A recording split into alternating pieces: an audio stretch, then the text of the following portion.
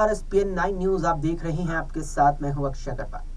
अयोध्या में भव्य राम मंदिर बनकर तैयार हो रहा है और 22 जनवरी को रामलला की प्राण प्रतिष्ठा का कार्यक्रम है, जिसमें प्रधानमंत्री नरेंद्र मोदी यजमान की भूमिका में होंगे।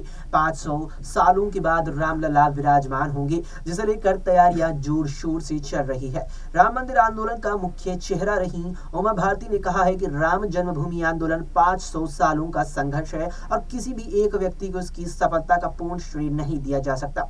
राम मंदिर का श्रेय सबसे पहले और सबसे ज्यादा उन कार सेवकों को मिलना चाहिए जिन्होंने आंदोलन के दौरान अपनी जान देने का काम किया था।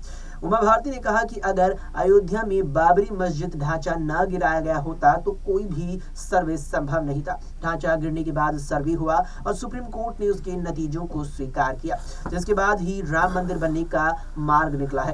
ये आंदोलन 5 सदियों तक चला। ये देश का इकलौता ऐसा आंदोलन है जो 500 सालों तक और सफल भी रहा है। इसका श्रेय किसी एक व्यक्ति को नहीं जा सकता। ऐसे में मुझे लगता है कि सबसे पहले और सबसे ज्यादा श्रेय उनको जाना चाहिए जिन्होंने इसके लिए अपनी जान दी है, जिन्होंने विवादित ढांचे को ढाया। राम भक्ति पर सिर्फ हमारा एक अधिकार नहीं है, बल्कि भगवान राम हर किसी के हैं, भगवान राम सबके हैं। उमा भारती का बयान ऐसे समय में आया है जब राम मंदिर को लेकर बीजेपी 2024 के लोकसभा चुनावों का एजेंडा सेट करने में जुटी है। पीएम मोदी 22 जनवरी को रामलला की प्राण प्रतिष्ठा कार्यक्रम में शिरकत करेंगे। राम मंदिर के गर्भगृह में रामलला के विराजमान के मौके पर पीएम मोदी के साथ संघ प्रमुख मोहन भागवत, सीएम योगी आदित्यनाथ, राज्यपाल आनंदीबेन पटेल और अन्य पुजारी मौजूद रहेंगे। राम मंदिर के उद्घाटन और इसके लिए चुना गया समय कहीं न कहीं 2024 के लोकसभा चुनाव की शुरुआत है।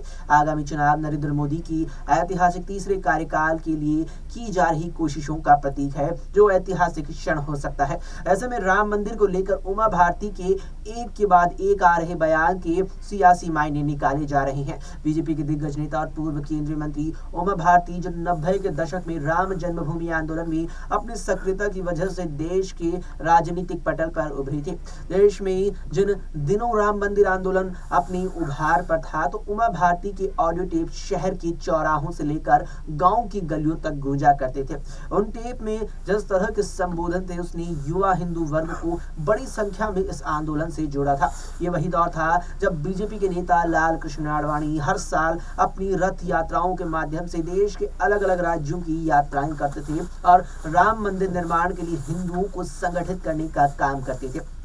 इसका नतीजा ये हुआ कि देश में पहली बार एक साथ 3 राज्यों में बीजेपी की सरकार बनी और उसके बाद केंद्र में भी स्थापित हुई थी।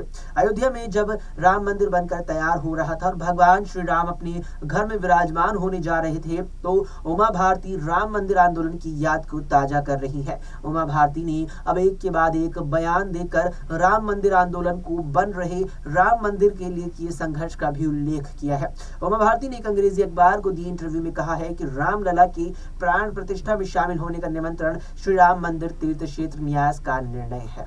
फिलहाल के लिए इस वीडियो में इतना ही। देश और दुनिया की तमाम खबरों के लिए आप देखते रहें एसपीएन 9।